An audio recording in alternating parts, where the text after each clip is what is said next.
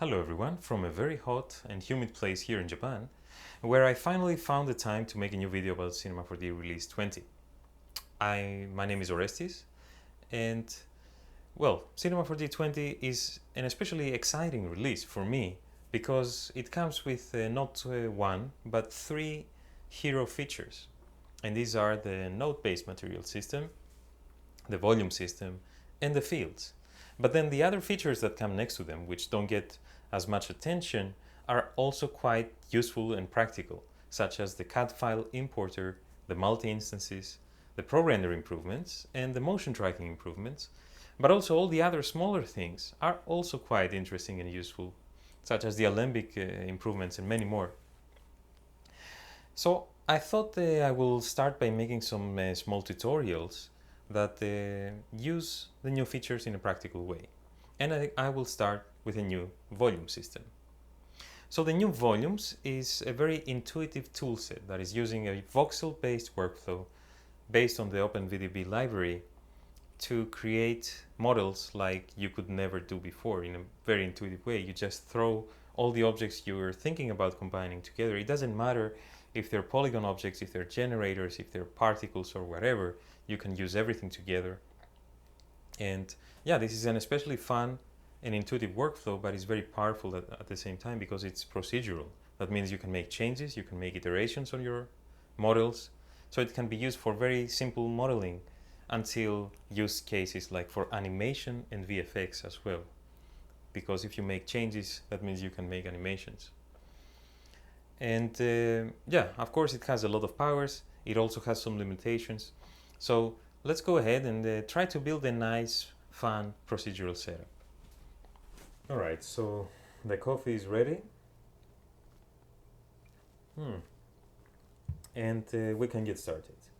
So this is the scene that we're gonna build. As you can see, it's a text in the shape of a heart, and there is an arrow piercing it. And the setup is procedural. So if I move the arrow, then the hole that it's causing is gonna adapt to the position of the arrow. And I can also come at any time and change the text. So let's try something like this. Give it a second to calculate, and you get this kind of result. All right, so let's go to, I'm just gonna take my spline here and let's go to a new scene. So in the new scene, I'm gonna paste this spline, which is basically a heart that I drew before, and everything else we're gonna make from scratch. So let's start by making a text. We want the text to be in the middle aligned, and let's type whatever we want to type. So volumes in this case. And I would like a font that is a bit more fleshy and more condensed in order to feel natural when it's being deformed. So I think this one fits the bill, the popular standard. Okay, so there are many ways now to deform the text, but one thing you will always need is some topology fit for deformation, and this is not fit for deformation. What you would do before is you would go and play with the parameters of the text object trying to get some uniform deformation, but I'm gonna go the lazy way and use the new volume mesh command here in the volume menu. So this is a very nice command that allows you to remesh based on the voxel uniform topology that the mesher provides. So use the cogwheel here. I'm gonna use a voxel size of 2 and click keep objects. So it's gonna keep everything in a procedural setup, and it made you some nice uniform topology. Now in the case of the text, I see some jagged edges here. Go to your measure and adjust the values a bit so you can get a smoother result. And because the text also has very few gaps, I'm not using, so you can either increase the voxel size here, or I will use a filter like the reshape filter. Let's just bring the attribute manager up and use an offset like this, but I won't stay too much on that. We can adjust it later. I would like it to be a bit fatter as well, so let's give it some depth, like this. Now the volume mesh command is very useful for things like sculpting as well. If you want to remesh your sculpt because you're running out of polygon density, for example, it's very useful there. Okay, so now my mesh is ready for deformation, and there are many deformers you can use, but because I want to keep everything procedural, I found that UV deformer or surface deformer is quite useful. So for that we need a surface. Let's get rid of the mesh here and bring our object on the z-axis, and I want to use it as a surface, so it's much easier to deform this little surface into the heart shape, and then I'm gonna project the text into the UVs of this plane. I would like this to have a uniform topology as well, so let's increase the width segments, and the easiest way to make it fit the spline, the heart spline, is of course a spline deformer.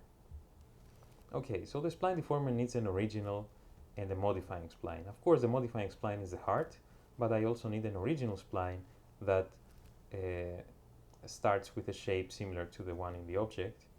So in this case it's pretty easy to make it from the plane. Just make it editable, go to the edge mode, and from your selection tools use outline selections, and then go to your mesh commands and use an edge to spline command.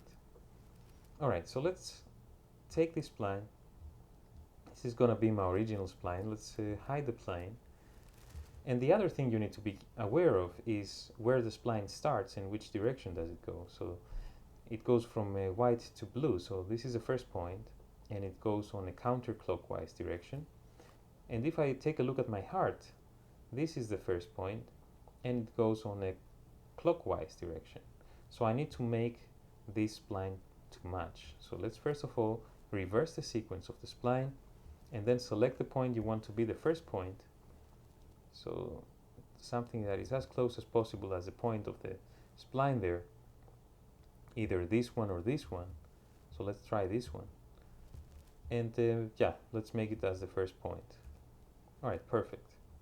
Let's bring back our plane here, and on the spline deformer use this as the original spline, and then we see we deform the plane into the heart.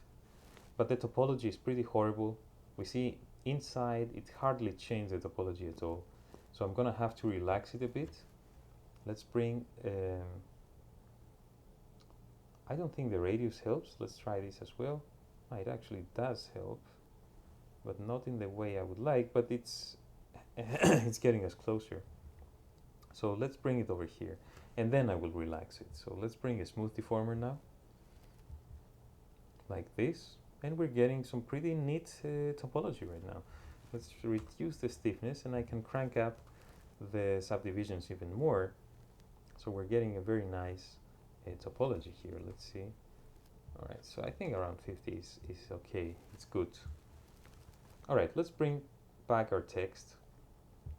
I don't need to see these splines anymore, so let's just group them and hide them, and let's name them as well. Okay, perfect. So now I would like to project my text onto the plane. First of all, let's bring it a bit forward. So this has a depth of 40. Let's bring it minus 20 on the z-axis, so it's right in the middle, like this. And then I'm gonna make a surface deformer and use the plane as a surface. Switch to UV mode. Let's see what's happened here. Okay, it's using a wrong axis, but you can still see that it actually deforms pretty smoothly because of the nice uniform topology of the volumes.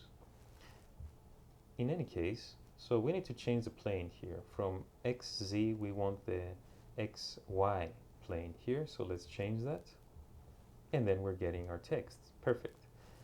Now it's only using half of the UVs here, so let's increase it to 0.9, and let's get some thickness back. I'm gonna set this to 1. Perfect. That's great. Okay, so let's hide our plane, and we're getting our text. I will try to make it even smoother here. So let's bring some more deformers. So I'm gonna start with a bulge and increase the strength a bit so it gets some nicer curves around here. Let's set this to unlimited just to be sure. And I'm also gonna bring an FFD deformer because I want to give some thickness on this axis alone. Now the FFD is not as forgiving as the bulge. Let's hide the bulge, by the way. So you need to fully encapsulate your model with the FFD. Let's encapsulate it and give it some more space as well. Something like this. All right. Now the good thing about the surface deformer is it's gonna keep whatever text I'm gonna use, it's gonna keep it on the same size because it's gonna project it on the UVs of the plane. So it's not relative to some world values, it's relative just to the UVs of the plane. So I'm not too worried about different texts. As a matter of fact, we can try it now. So if I type a very small text like 1, 2, 3 here, you see it has around the same size. So the more characters I put, the smaller the letters will become to fit on the UVs of the plane. So that's works pretty well, I think, in this for this use case, of course, which is another reason why I like to use the UV deformer. All right, so we didn't actually use the FFD yet. Let's reduce the thickness. We know it has a thickness of 40, so let's use around 50 here. And let's scale it on the z-axis. So let's scale it on the z-axis, and it's gonna give it some very nice bulge that yeah, that makes it look even more cute and like a heart shape. Okay, perfect. Now let's pierce it with an arrow. You can go with a few different ways. You can use a spline, or you can use an object. Both have advantages and disadvantages. In this case, I'm going to use an object like a cylinder. So let's just mock it up. And that's what's really beautiful about the volume system. You don't have to worry too much about things. You just drop things together, and then yeah, they just work, you know, the way you imagined it. So in this case, let's go to tip number 2. Tip number 1 was the volume mesh command. Tip number 2 is you don't have to do everything in the same builder. You can use different builders. So in this case, first of all, I used the builder to get the topology. I deformed it. Now it has a different shape.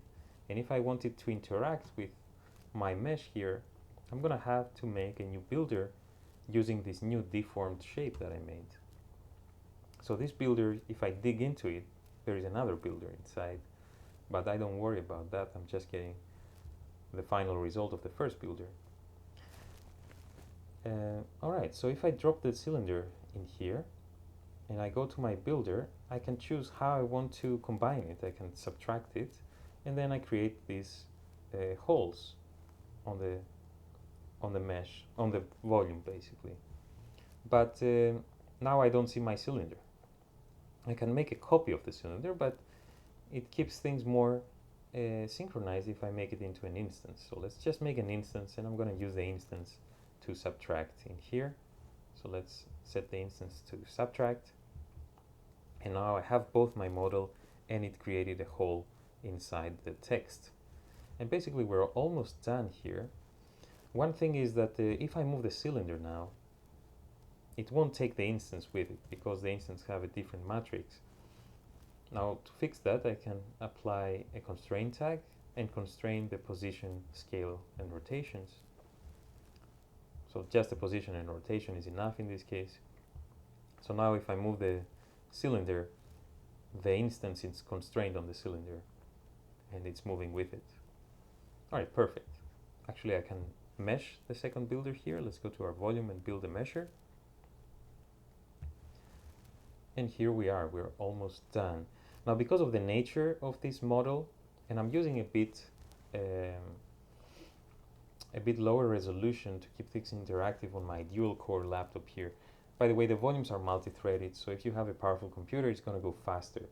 but because of the nature of the model, I want it to be even more round and like balloons. So I'm gonna apply a smoothing deformer on this second volume measure basically, and I'm getting some nice round shapes, and the holes are even nicer, I think.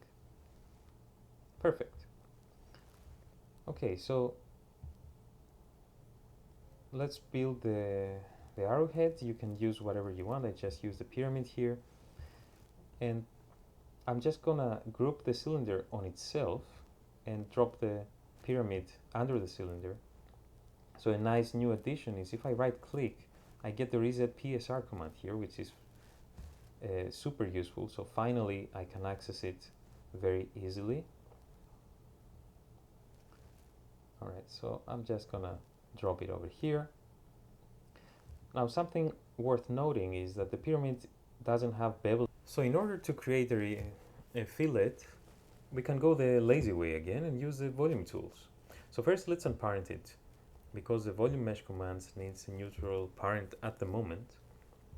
And open the cogwheel again, decrease the subdivision because we want this to be for a smaller object, and make sure keep object is enabled as well. Alright, so now you can see that immediately we're getting some smooth corners. Now it has some artifacts here, and this is where the volume limitations comes in. It's a very intuitive system, very easy to work with, very powerful, but the limitation is exactly this, because it's voxel based. You know, if you look at it very closely, you will have the same limitations as if you look at the 2D image made out of pixels very closely. You may need to adjust the settings or find other ways to smooth out the model. Now in this case, I'm gonna use a smooth filter. Now it's giving us some very smooth result, but maybe too smooth. Change the mode to something else and maybe decrease the voxel distance. And I think I'm pretty happy with that.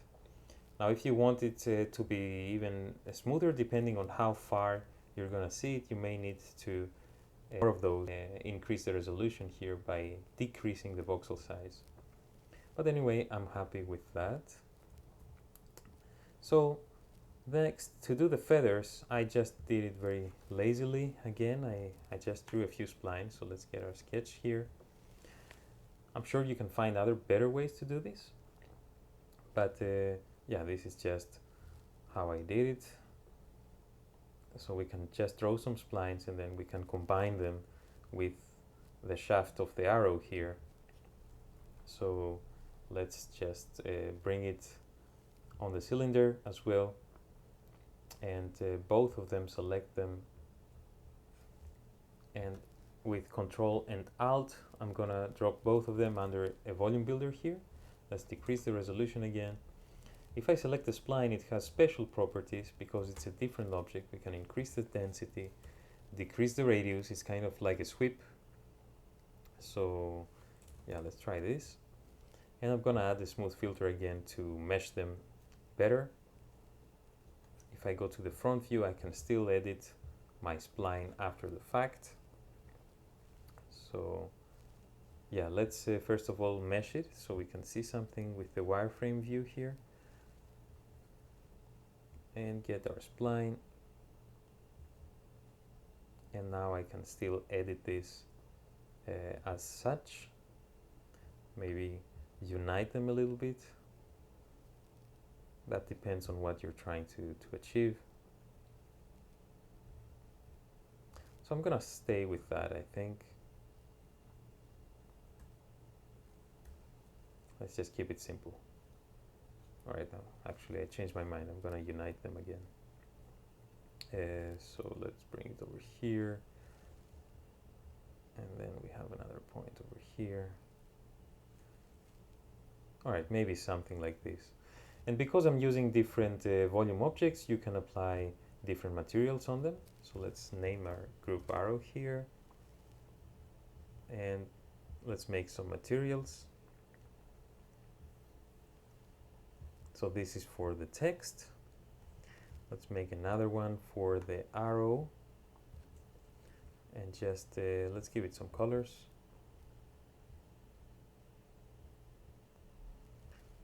So maybe something simple.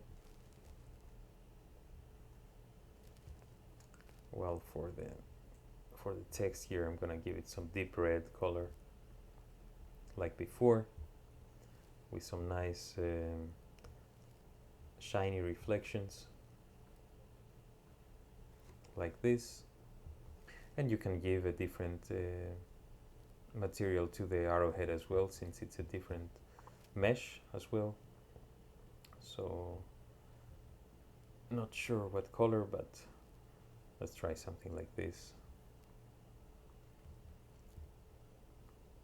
Yeah, maybe something more obvious. Let's make the reflections more metallic. So change the Fresnel to conductor.